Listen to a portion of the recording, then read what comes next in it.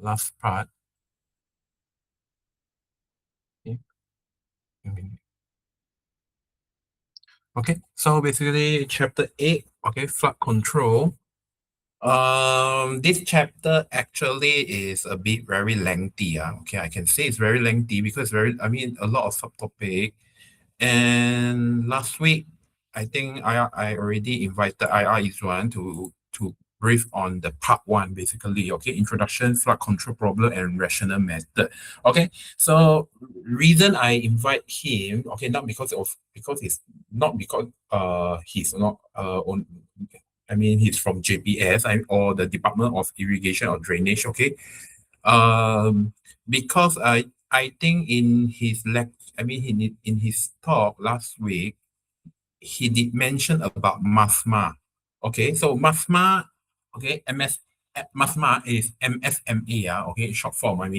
Okay, MASMA is actually a manual from JPS. Okay, manual from JPS. It's just like it's just like you learn steel, you learn the structural design or the steel design. You have Euro code, you have the British code.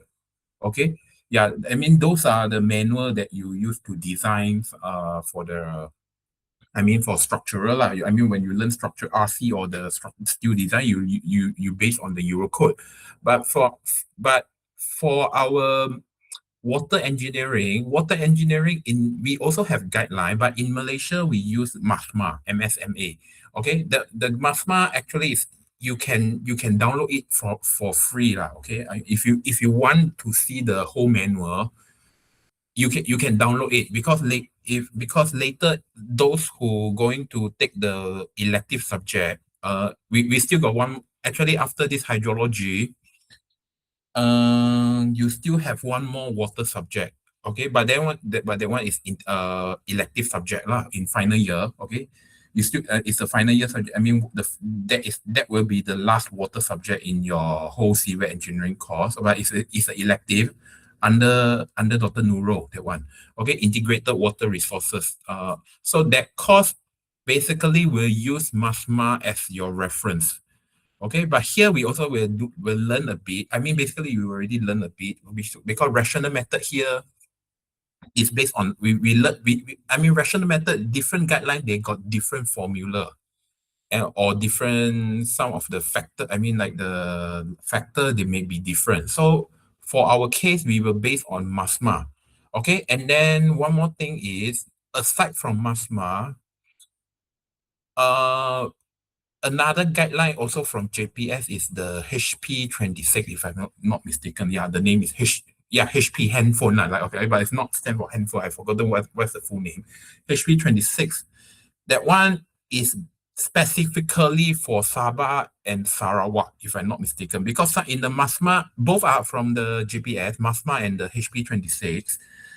It's just the difference is from the MASMA, some of the reference value, like when you calculate the rational method, some of the value like the lambda or some or the ARI or the time in the return time, some of the value mostly are from Semenanjung or the Peninsular Malaysia. Okay, so, yeah, I mean specifically for Peninsular Malaysia. But if we want the values for Sabah or Sarawak, then we have to refer to the HP26. Okay, okay, you can actually Google it and find the manual. Okay, the manual is very thick, so I cannot share in the WhatsApp group or ITEL. It's really thick. The whole manual is very thick. But if you're really interested, then you can download it. Okay. Download it for if in case you think you want to know what is MASMA. Okay. So basically that is what already covered in part one from IR is one. Okay. Then secondly, basically for this chapter, we have three parts. We still got part two and part three, but then here I'm not going to cover part two because part two partially already covered in the precipitation chapter, like the flood frequency analysis, because I think I find if you still remember in the chapter 2 precipitation, you got learn about the probability calculation. Okay, actually it's partially included in this flood frequency analysis, but then I'm not going to cover these two subtopics. I remove it because because it will not come out in your final or your test. Okay, basically we already completed all the tests and assessment, just left your group assignment and group individual assignment. So these two topics, I'm not going to cover it, okay, for the part two, flood frequency analysis and the risk, reliability, and safety factor. This one will not cover in the test, also will not cover in the final as well, okay? I will directly go into the flood routing, which is the last part of this chapter. So flood routing, this subtopic is really long, and they got a lot of calculation, but only one of the calculation will come out in your final, okay, which I will cover in today's lecture. I mean, the example later. Okay, originally this part got 3 to 5 example, if I'm not mistaken, last time. Okay, 3 to 5 example, but I now I remove it. I mean, I remove everything, so only one example for today. But the theory, I still have to go through, okay? I still have to go through the route theory, and then only one example at the end of this lecture, okay? So for part 3 here, flood routing. So flood routing is actually is an important tool, I can say, okay? Important tool in the hydrology because it helps us. Help especially the water engineers, okay, I can say water engineer, to predict the downstream flood condition. Okay, and then it used to design the reservoir, and then also can design the spillway. I think we already basically when if you still remember when we learn stream flow, okay, like this is the hydrological cycle. So, okay, this is the hydrological cycle. So when the rainfall fall at a certain point, and it will flow as the runoff, and then you flow into the river. So at this point, we have upstream and downstream.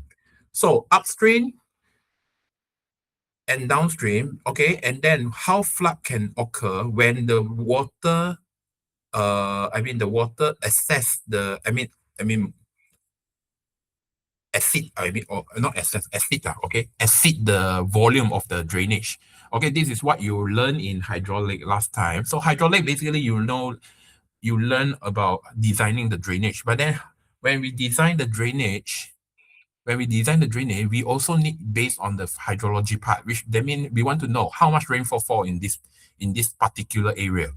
And then from here, we know like what you learn in part one, whereby we use the ration method to predict the peak event, the peak discharge.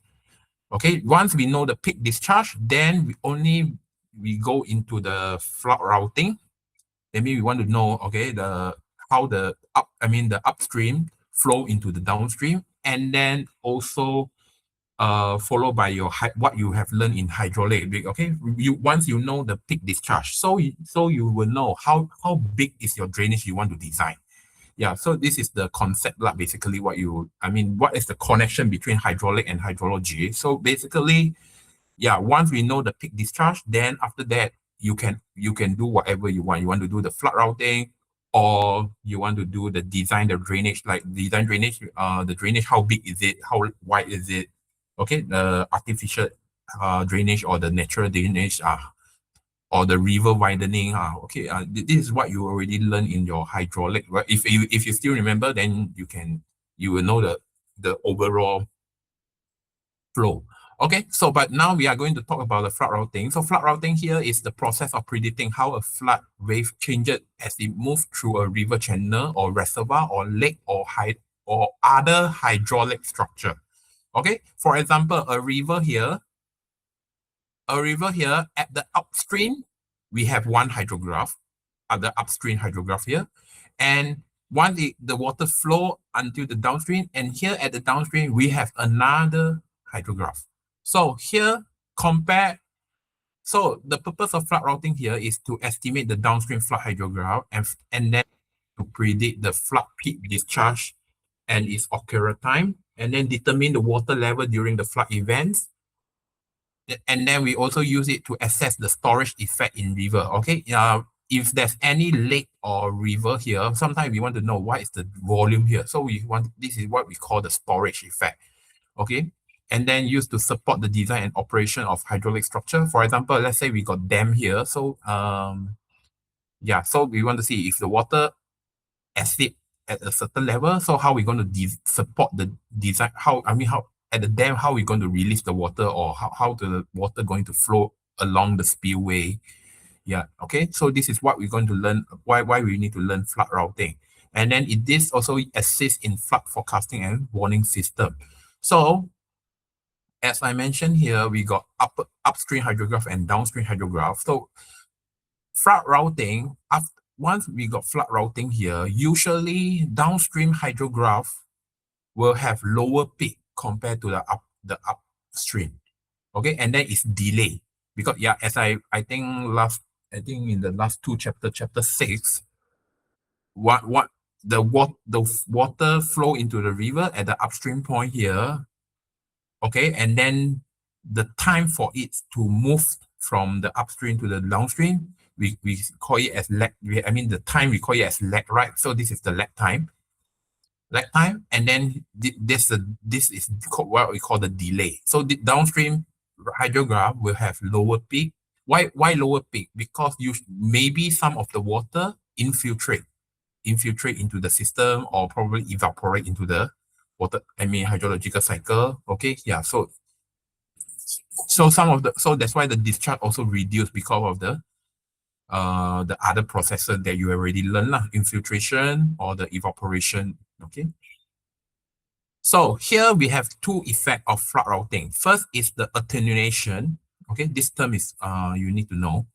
Attenuation means that the reduction in the magnitude of flood peak. So if you notice here, the downstream hydrograph have a lower peak compared to higher peak. So the difference here, the difference of the two peak here, this is what we call the attenuation. Okay, and then the another effect of the flood routing is the lag. Okay, as I mentioned here, we got lag time. I mean, we have already learned about lag time. So the process here, we call it as lag. Lag here means that the delay in the occurrence of flood peak. Okay, so this is what you need to know about flood routing. So okay, so this is this figure illustrates the two major effects of the flood routing. Okay, so this one, the difference between the peak here is we call it as the attenuation, and the difference between the time to peak. Okay, the time to peak here, this is the lag time. I mean, this process we call it as lag. Okay. Okay, so flood routing here, we have two types of flood routing. One is hydrologic routing, and the other one is hydraulic routing. Okay, hydrologic and hydraulic. So yeah, so you learn hydraulic and hydrology. So both actually are considered important in terms of I mean, we want to know the direction of the water flow. Okay, so this is okay. So we have two types. So hydrologic routing here basically is simpler, like I can say. Okay, it's much simpler compared to hydraulic routing, because hydrologic routing, you will use the continuity equation. If you still remember what you have learned in fluid mechanics last time, continuity equation, the inflow must be equal to the outflow. Something I think if you still remember. Okay, so here the same thing we will use the same concept in under the hydrologic routing but for sure at the upstream, if you refer back to the earlier slide just now here, the upstream will not have the same peak as the downstream. So what how are we going to ensure whether the inflow and outflow is the same using the continuity equation? We can balance it, okay, but in terms of that means actually you also learn it in your chapter 1 when you learn the water balance. Okay, means that the difference between the inflow and the outflow is basically also equal to the storage per time. If okay, this is something you learn in chapter 1 as well. Okay, so hydrologic routing here is also refer to the continuity equation, and then it considers the storage, but then it doesn't consider the velocity here. Okay. And then the water level prediction is limited. Okay. Then okay, I just cover the certain important. Okay. And then under hydrologic routing here, we got three um different type of calculation. Okay, first we have reservoir routing, modified pulse method. Basically, reservoir is modified pulse method. Okay, and then we also have Muskingum method. Okay, this one, Muskingum is the one that I'm going to cover at the end later because Muskingum is also, we also actually last week, I think R Izwan also got mentioned about this Muskingum at the end of his talk. Okay, but then he didn't really explain on the calculation part. But this Muskingum, I will cover it today. Okay, so this is the one that you're going to learn, okay, for this hydrologic routing, Muskingum. Okay, again, I repeat, so hydrologic routing here is actually based on the continuity equations theory. Okay, so, and then on the other hand, for the hydraulic routing, if you still remember last time what you learned in hydraulic, so hydraulic, you learn about the uniform flow, and then non-uniform flow, and then the gradually varied flow, GVF, okay, GVF. Okay, and then under the GVF, you learn about the momentum equation and the energy equation, okay, what you already learned in hydraulic. So here, so basically hydraulic routing is also based on what you learn in those, I mean, those you learn in the hydraulic class last time, okay, the momentum equation and the continuity equation, both equation, both will involve in the hydraulic routing, okay. So here, it will cover most of the, hydraulic routing is actually can say more accurate concept compared to hydrologic routing lah, okay, because it consider more component here. If hydrologic routing here, we consider the storage, but hydraulic routing, it will not only consider the storage, it will also consider the other like velocity, water level, and then the backwater effect. Backwater effect, basically you also touch it before when you learn hydraulic jump. Okay, yeah, hydraulic routing will be much more accurate compared to hydrologic routing. Okay, hydrologic routing is basically more to surface lah, very surface. What we want to know the direction of water, we use hydrologic routing. But if we want more accurate, like you want to know how the water flow, how fast is the water flow, then that one we will use hydraulic routing. Okay, here under this hydraulic routing, we got kinematic wave, diffusion wave, dynamic wave, same Venn equation. Okay, this one also the calculation part, but then I'm not going to cover this. Okay, same Venn actually, we're not going to cover.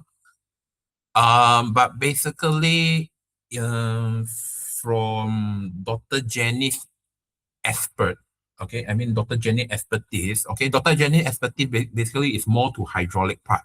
So, if you follow her, actually her research is more to the river morphology, okay, like we want to know she will use most of the hydraulic type method to study the river flow. Okay, this is what Dr. Jenny's master and PhD student did lah. Okay, so their study is more to hydraulic routing. As for my part, basically my part will more on the hydrologic part because I usually study on the rainfall pattern and everything. So I base on the rainfall, and then I just want to know how the water flow basically. So this is hydrologic. So it's basically the calculation will be much simpler lah. If later you will see. Okay. So hydrologic routing application, usually we use to do reservoir operation, detention pond design, flood forecasting. Okay, this is what I did. For my research, okay, flood forecasting. Okay, hydraulic routing, usually used for river modeling. Okay, this is what Dr. Janice did lah. Okay, river modeling, dam break analysis, and then flood inundation study. Okay. Okay, so classification of the flood routing. So hydrologic routing here, we can further divide it into two types. First is the reservoir routing. Basically, if you want to see how the water flow in the reservoir, okay? Or some boat, they call it as level pool routing, Okay, another type is the channel routing, which is also river routing. But river routing is also under hydraulic routing because river basically it involves hydrologic and it also involves hydraulic. Okay, because last time you hydraulic you learn about the geometric properties of the river, right? So yeah, so based on the geometric properties of the river, then you learn about the Manning equation and so on. Yeah, this is everything under channel routing. Okay. So, but today, this time we are going to learn more on the hydrologic part lah. Okay, hydrologic channel routing basically. Wait a minute.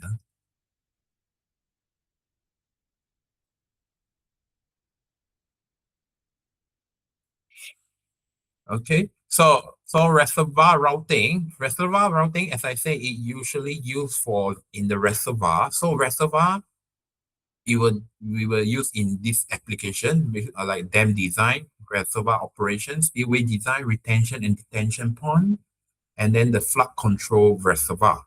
Okay. As for channel routing, usually this one is for river flood forecasting, watershed study, river engineering, flood mitigation planning, and hydrologic modeling. So, as I mentioned, okay, hydrologic routing, they based on this equation. This is what you learn in the chapter 1 as well. Also, you partially learn it in the fluid mechanics last time. Okay. So I minus O equal ds over dt. That means the difference of uh what does it call? The storage, right? The storage per time here. Okay. Okay, so reservoir routing is the process of determining the outflow hydrograph from a reservoir or detention basin or retention pond or a lake when the inflow hydrograph is known. Okay, once we know the inflow, then we want to predict how the flood wave is modified as it passes through a reservoir. Okay, that means this is the inflow here. Then this is the reservoir. So what we're going to so basically reservoir routing is we want to predict the outflow. Based on the inflow, we want to know the outflow. So this one determine the outflow hydrograph using the continuity equation and the storage discharge relationship. Okay, the water surface in the reservoir is assumed to be horizontal at any instant. Okay, we are going to focus on this one for reservoir routing basically is uh horizontal. That means we are going to focus on one angle only. That means it's 1D lah. Okay, this is 1D. So under reservoir routing, we have three behavior. First is the rising stage. So it means that when the water increase, when the inflow is greater than the outflow, the storage will increase and then the water level will rises. So okay, so mean at the starting part of the flood, okay, during a flood event, when the rainfall come in, so here and as you if okay, reservoir means the system got water already. I mean inside the system we already have water. That means we call it as like the pond, lake. Those are water system. I mean those system is already. I mean there's water exists in the system itself. So if there's rainfall coming in, okay, rainfall coming in, so here the storage will increase and then the level will rises. So I is more than O at this stage. Then when the time pass by, okay, once it reach the peak stage, I is equal to O, the inflow is equal to outflow, and the storage is maximum.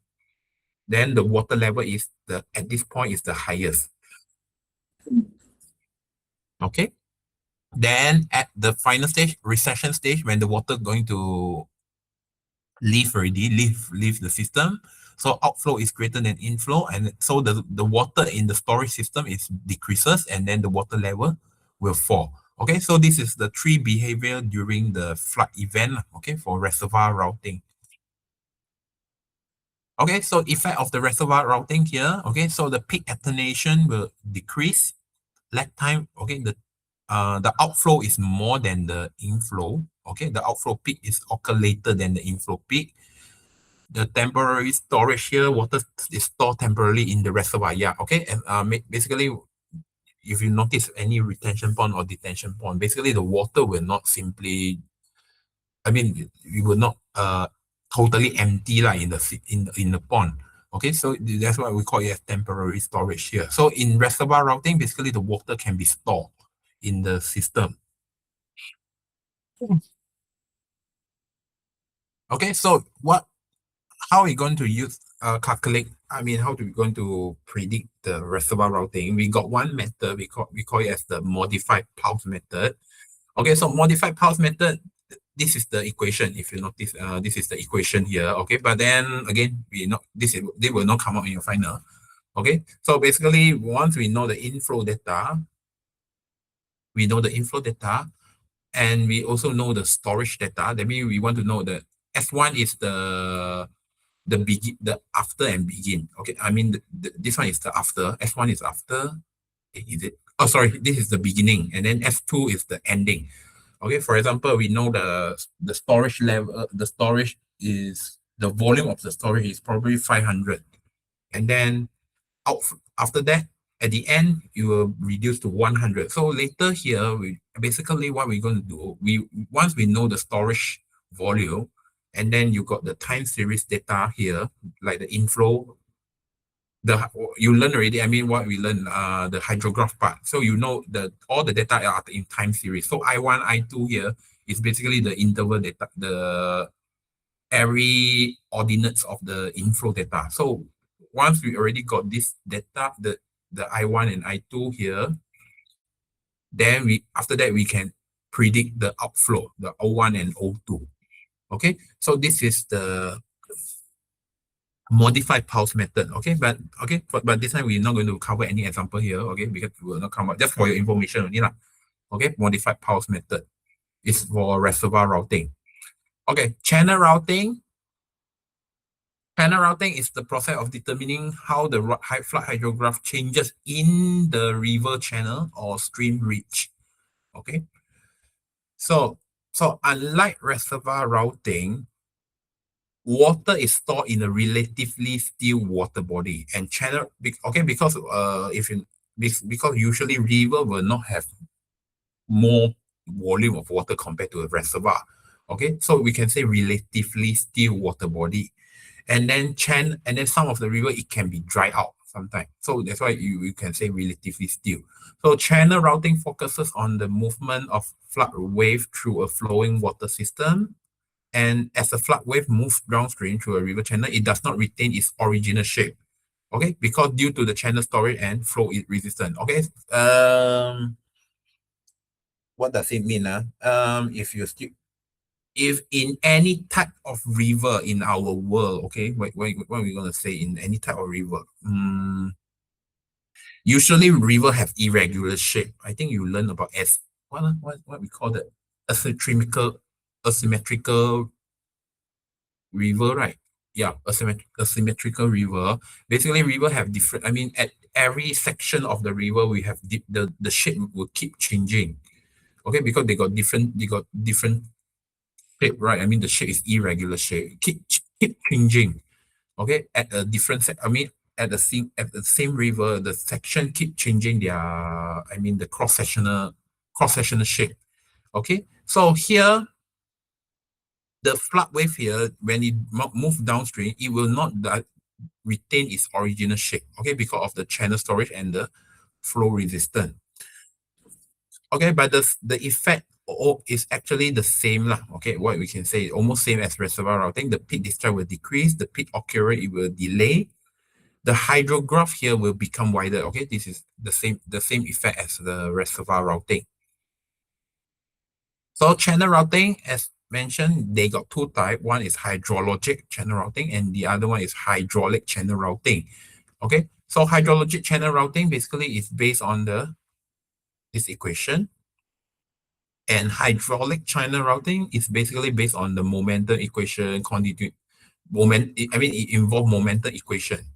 Momentum equation, then from there we know the velocity, what else? What else you learn in hydraulic? Like the velocity, the force and so on. Okay, yeah, force.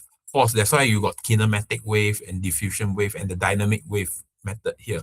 Okay, basically this term are from is represent the force, right? Kinematic force, dynamic force. Okay, so this is hydraulic channel routing.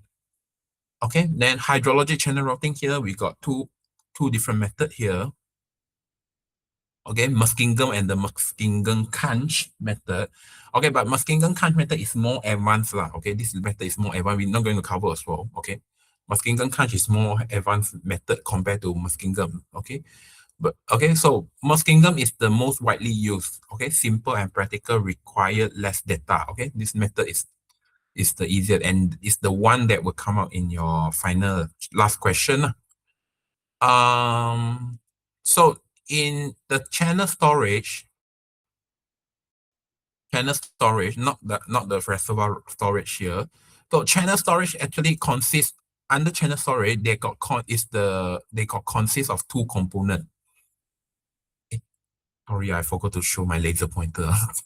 Okay, so channel storage here, under a channel storage, we have two components. The one is, we call it as the present storage, and the other one is the wedge storage. So present storage is actually the storage that exists in the channel cross-section under uniform flow condition. Okay, so you learned last time in the hydraulic last time, right? So at the uniform flow, I is equal to O. Inflow is equal to outflow. This is what based on the continuity equation condition. So at this point, at this situation, I equal to O, the water will flow at the uniform condition. Okay, and so mean it exists during both steady and okay. And under uniform flow here, we got a steady and unsteady flow. Okay, and okay, but if wedge storage, okay, the shape is a bit like one is higher and the other one is lower. So at this case, this is the addition. This one, wedge storage, it will it will happen due to the difference in term of the inflow and outflow.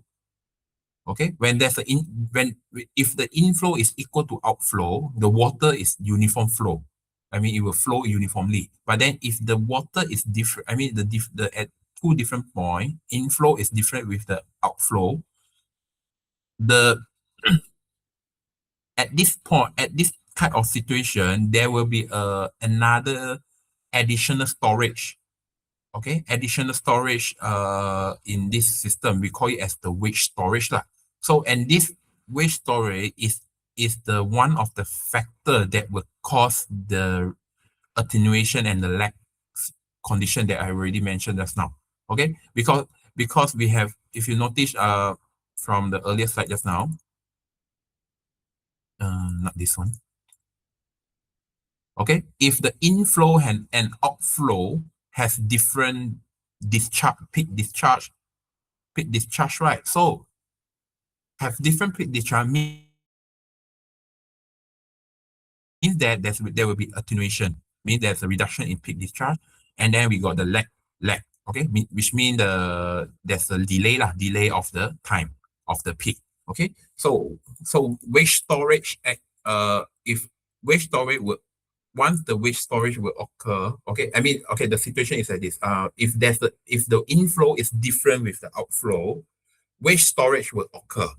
Okay, we will have wedge storage, and this wedge storage, it will affect it will affect the attenuation and the lag. Okay.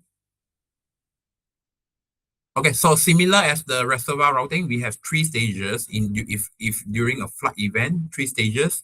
So rising stage, I is more than O. Basically the same, this is the same statement now, okay? Almost the same as the reservoir routing. Peak stage, I equal O, and then the recession stage, I less than O, okay? Inflow is less than outflow.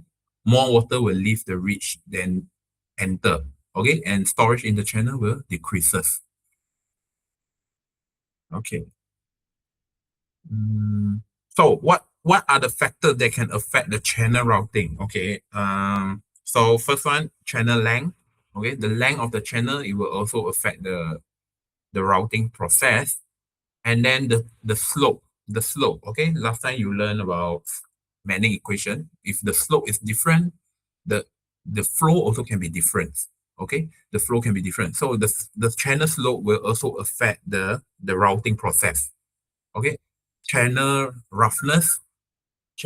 Roughness is also, you learn it in the Manning equation last time. Wait a minute. Huh?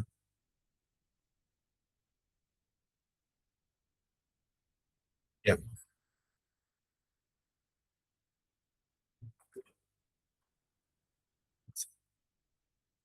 Okay, yeah. Okay, channel slope, channel roughness, and then the channel geometry. Okay, so this three item is basically involved in the hydraulic design. Okay, so once the flood, I mean the river the slope and the roughness and geometry is different, it will also affect the routing process. Okay, and then the natural storage areas, and then the flow condition of the uh river. Okay, all these six factors will affect the channel routing. Okay, so this is just an example. Okay, this one is based it's from my PhD last time, right? How many years ago? More than more than 5 years, 6 years or 7 years already. Okay, okay. Last time I used hack HMS. In hydraulic, you learn hack RAS already. Hack RAS, hack RAS is used for hydraulic modeling. But in hydrology, we have the other, I mean the siblings of the hack RAS under the same company, but it's different software. We call it as hack HMS. So hack HMS is the hydrological modeling system here. Okay, so this one is what I did during my PhD. So basically, last time I want to know, like, this is the sub basin. This is the river basin, and then I use the hack HMS to design the model. And then after that, I want to know from each sub basin, how the water flow into the river. Okay, if you notice, the blue line is actually the river lah. Okay, and then how the sub basin, the water flow into the river, and then until the terminal point, I mean, or the output, the outlet of this whole river basin. Yeah, this is basically channel routing. We want to know, like, the inflow, at the inflow, how is the hydrograph, and then until the end, how will be the hydro. We want to know the outlet. What is the peak discharge at this.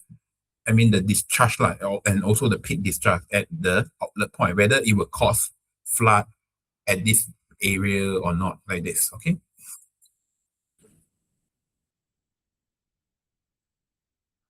Okay. So up to this point, okay or not first?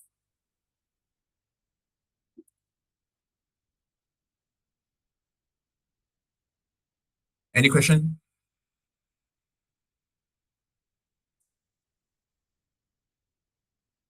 Okay. Huh?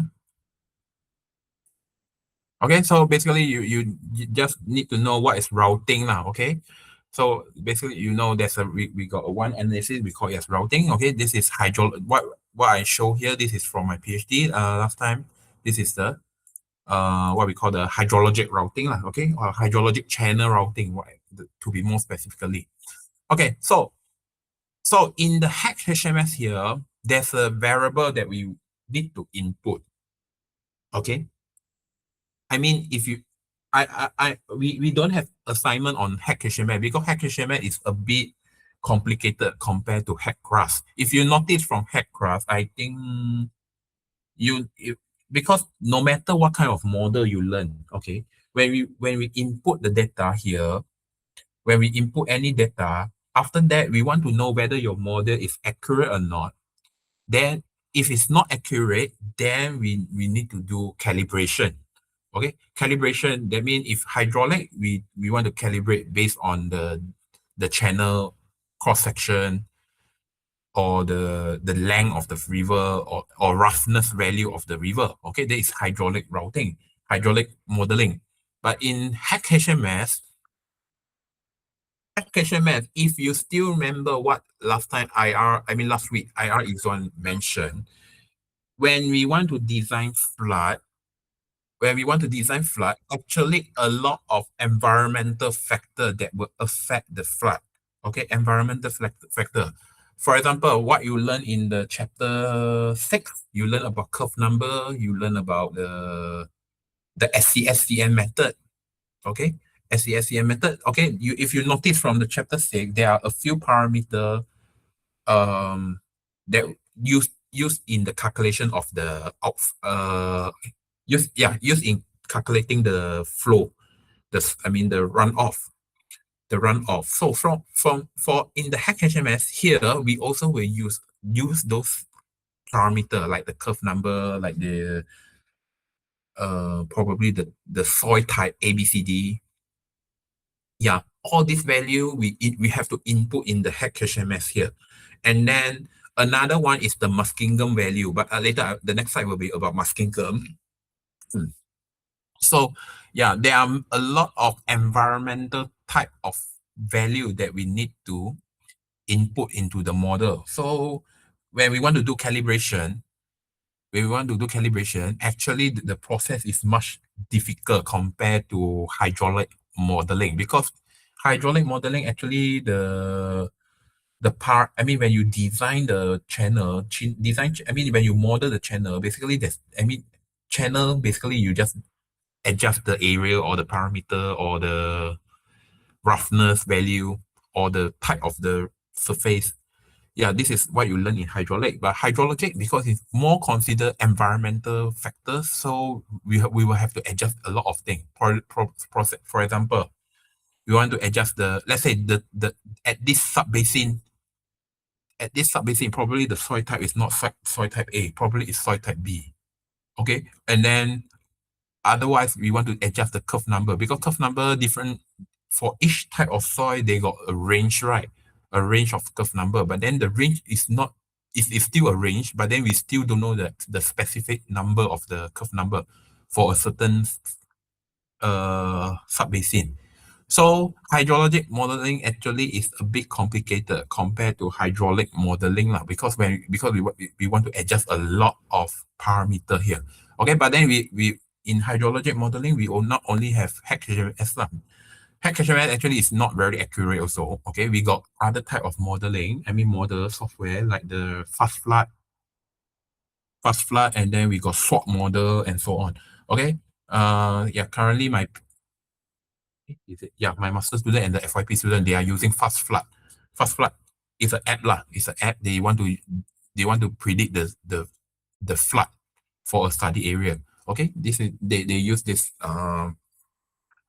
they use this to predict the flood. To investigate the flood. Okay, so this is channel routing. So when we're going to do hydrologic modeling, okay, so Muskingum is the technique, okay, because technique that will be involved in the hydrology modeling, okay, because it's a part of it's part one of the technique for hydrologic routing, right? So okay, so under this Muskingum method, this method actually is based on the continuity equation as well as the storage discharge relationship. Okay, to route a flood hydrograph through a channel ridge. Okay, so under this Muskingum method, this method assume the flow is one dimensional. That means only one direction. If you notice from this image, we only consider one at each ridge. Okay, the branch of the river, we call it as ridge. Okay, REACH. Okay, the branch of the river, we call it as ridge. For each ridge, there's a Muskingum equation. Okay, that means they got different value of the Muskingum coefficient. So from here, but then the direction is only one direction. Like here at this point, they flow into this river, is one direction only. So here we only consider as one dimensional. Okay, so the channel ridge is a prism. Inflow and outflow are uniform over any cross section, and then the storage in the ridge is weighted average of inflow and outflow. Okay, yeah, we consider average here in this case.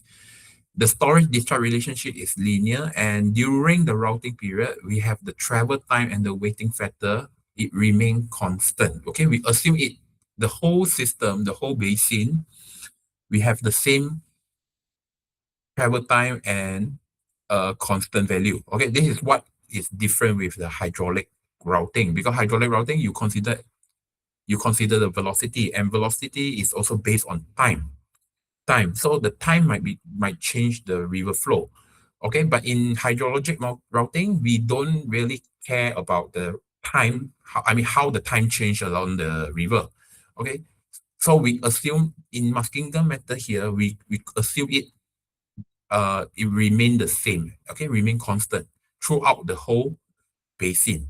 Okay, so based on this storage discharge relationship and the continuity equation, okay, if I rearrange these two formula, or I mean merge these two formula, you will come up with this equation: O2 equal to CO I2 plus C1 I1 plus C2 O1.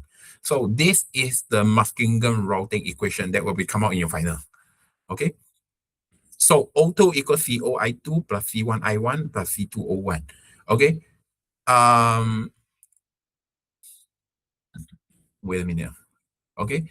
And what is the CO C1 and C2? CO C1 C2 basically they got their own formula. Okay. CO is this formula, and each formula here they got the K and X. So K and X is basically K is the time constant, the travel time constant.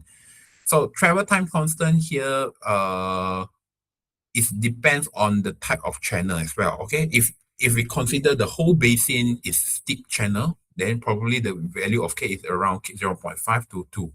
If it's a moderate channel, then it's 2 to 6. Low slope channel is 6 to 24. If it's very flat, very low slope, probably 24 or more than 100. Okay, so K will increase with the length of ridge, decrease the slope, increase in roughness, and increase in flood magnitude. Okay, so this is K value. For X is based on weighting. X is represent the relative location of the storage in the ridge. Okay, usually it's ranging from 0 until 0.5. Okay, there will be no 0.6. Okay, for X value usually is between 0 to 0.5. Okay. Okay, and this is the K and X value. So this K and X value will have to be substituted into this formula. I mean the trees formula here, C0, C0, C1, and C2. Once we know the C0, C1, C2, and we substitute it back into this equation, the Muskingum routing equation, then here we will identify what is the outflow. O2 is the outflow. Okay, at the next time step lah. Okay. Okay, so when you calculate the C0, C1, C2 here, you will have to take note the three value here, the summation of these three constant must be equal to 1. This is for checking. Okay, if it's not equal to 1, that means one of them is incorrect, or more than one of them is incorrect. So you have to take note when you want to calculate this C0, C1, C2, make sure the summation is equal to 1, or 0.99 also acceptable, okay, 0.99. Okay, so this one you have to take note equal to 1. Okay, so this is the procedure how you're going to do Muskingum method. Okay, but I will go directly to the example. Okay, so this is also your last example of the whole course. Wait a minute.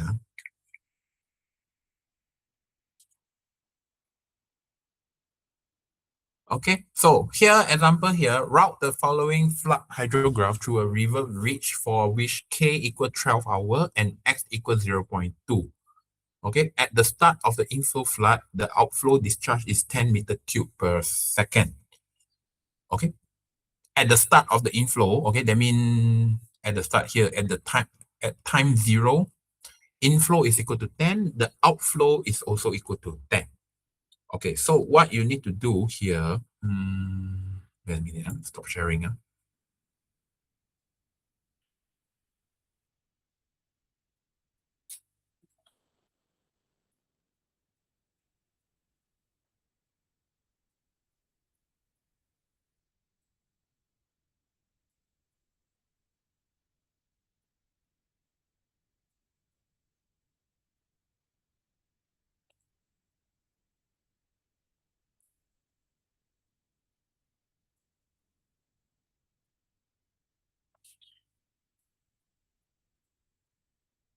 Okay.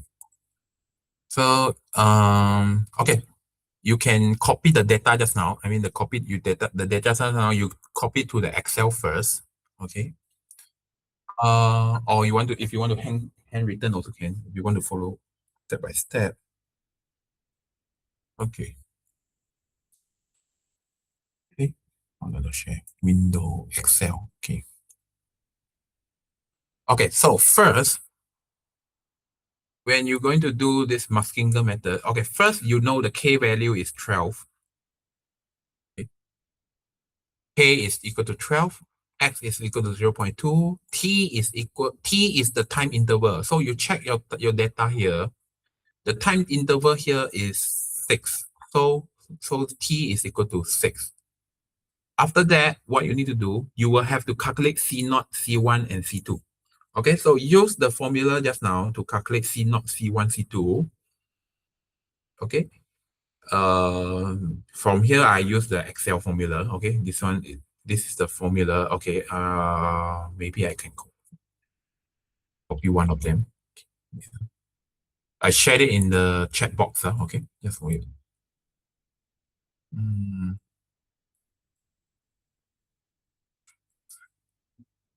Okay, this is for C0. Okay, the one I copied in the checkbox is C0. Okay, so from here, and then C1. Okay, but in exam, you have to calculate manually lah, okay?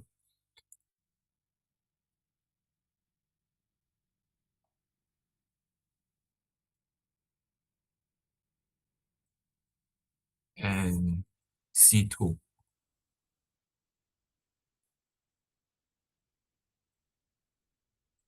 Okay. Okay. So we have C0, C1, C2.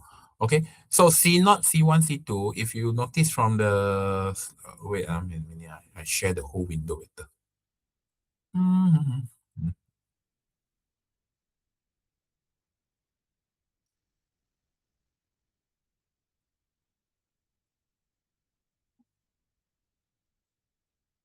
Okay. Share screen. Okay. So if you notice from the slide just now here, C0 is equal to 0.5 multiplied by the time interval, the T, minus Kx over K1 minus X plus 0.5 delta T. Okay, so you have to use this formula. This formula will be given in the exam. Okay, don't worry. So what you need to do, you just need to, based on the question, you're going to find the K, what is X, and what is T. So basically it's given. Okay, so once you know the K and X and T, you just substitute in this formula, and then you find C0, and then C1 and C2. Basically, the formula is almost, C0, C0 and C1 have almost the similar formula, except the plus, the sign here on the top. This is minus and this is plus only. Okay, C2 will have a slightly different formula. Okay, K1 minus X minus 0.5 delta T over K1 minus X plus 0.5 delta T. Okay, so once you know the K, X, and T, then you substitute in this three formula to find the C0, C1, and C2. So for C0 here, you will get 0.0476. And then C1 will be 0.4286. And C2 will be 0.5238. Okay, then once you know these three values, first, before you further to do your calculation, I mean, you want to predict the outflow, right? Okay, because you know the inflow, we want to predict the outflow. Okay, that means this is flood routing. So this is the process of flood routing. So before you're going to predict the outflow, first check these three items. Make sure their summation is, the sum of these three items is equal to 1. Okay,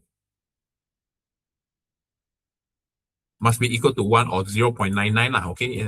If it's the decimal problem, okay, 0.99 is still can acceptable.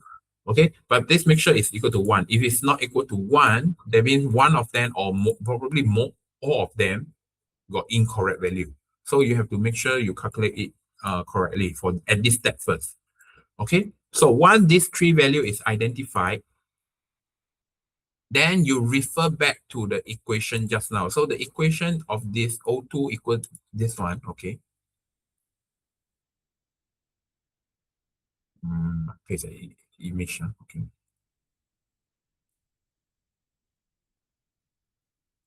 Eh,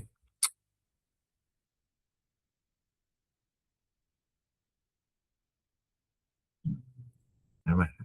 Okay, if you refer to this formula, okay, O2 is equal to C naught I2 plus C1 I1 plus C2 O1. Okay, now you still don't know what is I2, I1, and O1. Okay, but you at least you know that you already know what is C naught, C1, and C2. Okay, once you know these three items, first you prepare a table, the time, the inflow, and then based on the equation, we have three components, the C naught I2, the C1 I1, and the C2 O1. Okay, so you prepare this, you separate these three first into different columns. Okay, you separate them into different columns, and then the outflow, and then the lastly is the outflow. Okay, outflow. Please make note. Take note. You have to put the unit is meter cube per second. Okay, I didn't put the unit here. Okay, for the inflow and outflow, the unit is meter cube per second. And according to the question, they mentioned that at the beginning of the the routing, the outflow is equal to is equal to 10. Okay, so this is 10. Okay, so for C naught I2, C naught I2 here, one, we already know C naught is 0.0476. So here, basically, this is 0.0476 I2, okay? Multiply with the I2 here. So what is I2? I2 basically is the next inflow, okay? So if this is 1, this will be 2, okay? Wait, let me okay. This is count. But this one you don't have to write in your exam. Okay, this part you don't have to write in the exam. It's just for your counting only. So for count 1 and 2, this is I1. The 10 here is the I1. The 10 at the outflow, this is O1. O1, and this is I1. And this one will be I2. The 20, the next step is the I2. Okay, sorry, maybe I use green color. Okay. This one will be this is the I1, this is O1, and this one is the I2. So from here, okay, from here, what you need to do is, for the first row, basically nothing. You don't have to predict because we already know the outflow is 10. Now what we're going to predict is the O2. The O2, this is O2, okay? This is O2, O2. So from here, based on the equation, O2 is equal to C naught I2 plus C1 I1 plus C2 O1. So what you need to do, you just substitute the coefficient. So this is 0.0476 I2. This one is 0.4386 I1. And this is the 0.5238. Did I write anything? 0.5238 I2.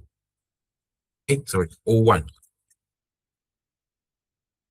Okay, so 0.0476 I2. So at the second row here, you have to multiply 0.0476 I2 multiplied by 20 means that this is okay.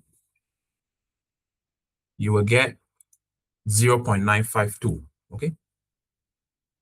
Then the next one, C1 multiplied by I1. C1 is 0.4386 multiplied by I1, which is 10.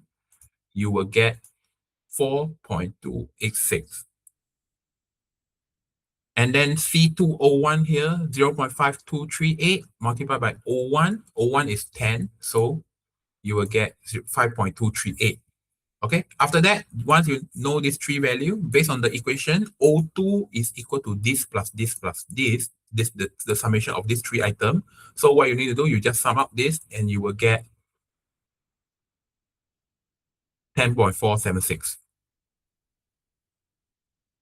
Okay, so this is the first first row answer. Okay, this one don't need to calculate because we already know what is the outflow, which is 10. Okay, next one will be, you need to calculate for the third one. So now once you go into the third one, now here will be 1 and this one will be 2. So you repeat the process. Now this time C naught 0.0476 multiplied by I2, which is 50, you will get 2.381.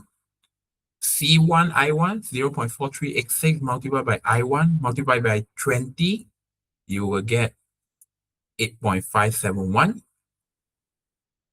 And then C2O1 0.5238 multiplied by O1. But this time O1 is not here. It's not the 10, but it's referring to this 10.476. Okay. Now once you got this, you will get 5.788. Then the summation of these three will give you the value of 16.440. So this will be your O2 this time. So you keep repeating until the end. Sorry.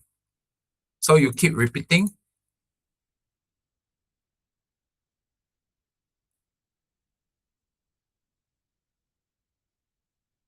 Okay.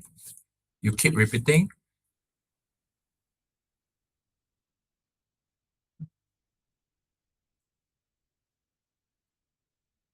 Okay. And so on until the end.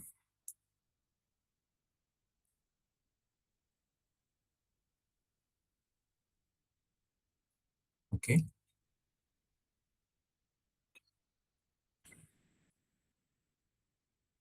So once you already calculated all the outflow here, then you can start plot your graph. So you plot the inflow and the outflow graph.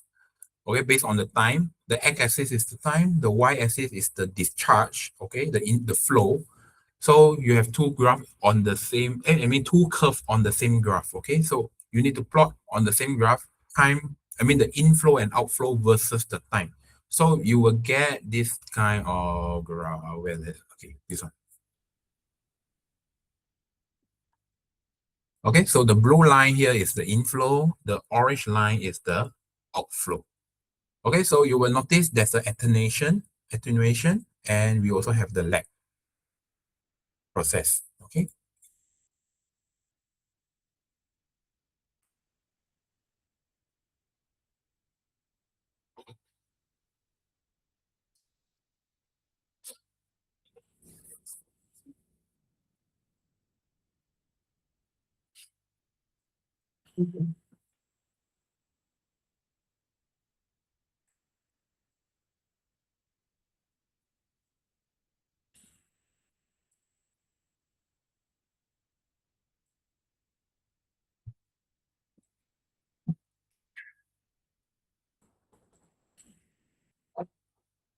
Okay, so at this point, basically the outflow is lower than the inflow, okay? So if the outflow is more than the inflow, basically it's considered flood already. Very, very serious flood. That means outflow is even higher than the inflow part. That means probably there are other part of the inflow affected the outflow. That means there will be not only one river, but more than one river that affect the flood. Okay, so here in your exam later, you will have to do this calculation. This calculation. And what you're going to do, basically based on this graph, you need to analyze a bit. Analyze like what is the attenuation, what is the lag time. And then you probably need to know how to provide the measure to control the flood. Okay, so based on this result, okay, you need to know how to propose the measure. Okay, basically, last week, Izon, he got mentioned about the structural measure and the non-structural measure. Yeah, so how does this structural measure and non-structural measure will affect the time to peak, the peak discharge and the time to peak? Okay, so you need to know how to, you need to try to do some critical thinking. Okay, critical thinking. Okay, like let's say your measure is flood dam. flood dam. Okay, so how will the flood dam improve in terms of the peak discharge or the time to peak and so on? So you need to know how to explain. Okay, so this is your final question later. Final exam question later. Okay, so okay, I think that's all for this topic. So this is the last example. No more after this, no more already. Okay, so that's all for the hydrology and water resource costs. Okay, so this is the last example. Okay, before we end, any question? What you want to know and so on.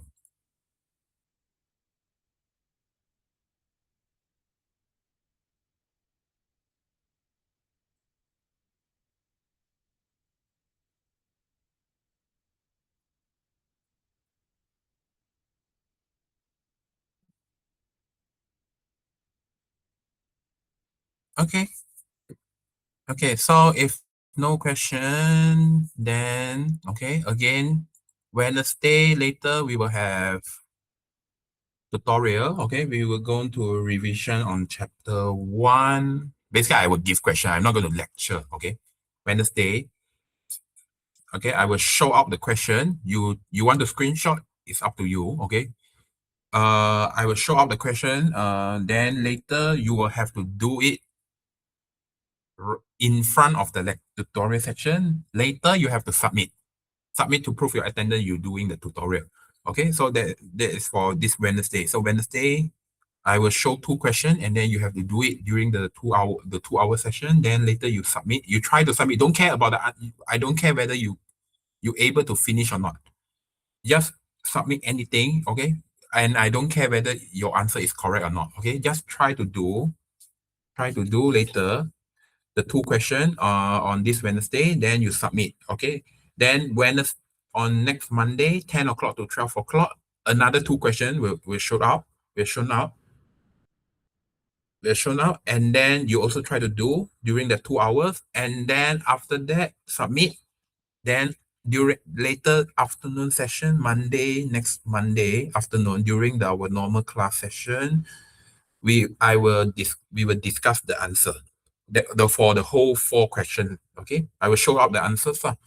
Okay, I'm not going to share the question in the WhatsApp group because Dr. Jenny is still in the WhatsApp group, so I don't want to share it there. Okay, because otherwise he will think I'm leaking or something. Okay, so anyway, so later this Monday and this coming Wednesday and Monday we will do revision for the whole hydrology course. And again, your final exam for hydrology is on 9 July. 9 July. Yeah. 9 July, 9. Okay, yeah. 9 a.m. until 12 p.m. at the Makmau Lukisan Serbaguna. Okay. Final exam.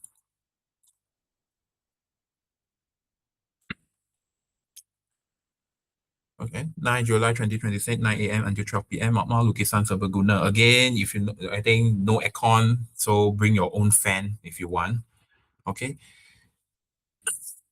You can bring your own fan, but again, for informal exam, I still have to follow the exam rules, okay?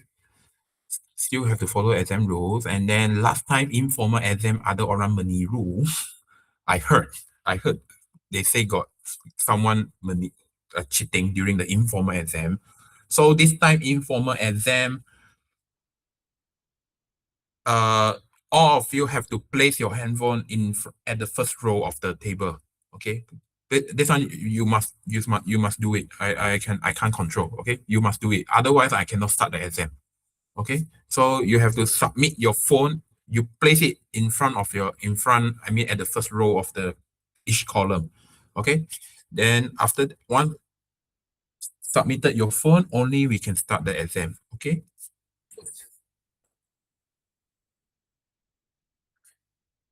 Okay. Any question?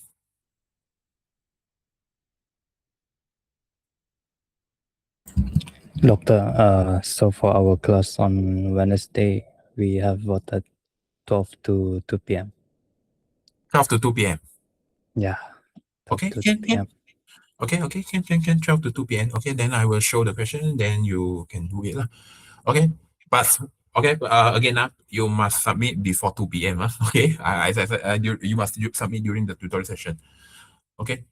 Okay, so again, okay, so please make sure to record your attendance. I share already the Google form. Okay, please record your attendance. Okay, so that's all for the hydrological lecture. Okay, so again, sorry because Dr. Jenny want to say sorry because she couldn't teach at all. Okay, she's under treatment. She keep on having treatment, so she can't come to the university physically also. Okay, so yeah, so okay, it's okay lah. I mean, you can okay. I hope all of you can understand lah. Okay, so even though I'm teaching almost the whole course. Okay. Anyway, so yeah. Okay, so this is the hydrology. So next semester, after informal exam, you will go for industrial training, and then probably some of you will meet me again during industrial training. I mean, later lecturer will also have to visit the students to how they do the industrial training. So I might also involve in visiting some of you. Okay, then after your industrial training, I shall meet you during FYP already, FYP briefing as well as the data science class. Okay, another two subject lah. Okay, yeah, so that's all for the hydrology. Okay, so I wish you all the best lah. Okay, so I see you next Monday. Okay. Okay. Okay. Bye, everyone. Okay. Thank you, doctor. Thank you, doctor. Thank you, doctor. Thank you, doctor.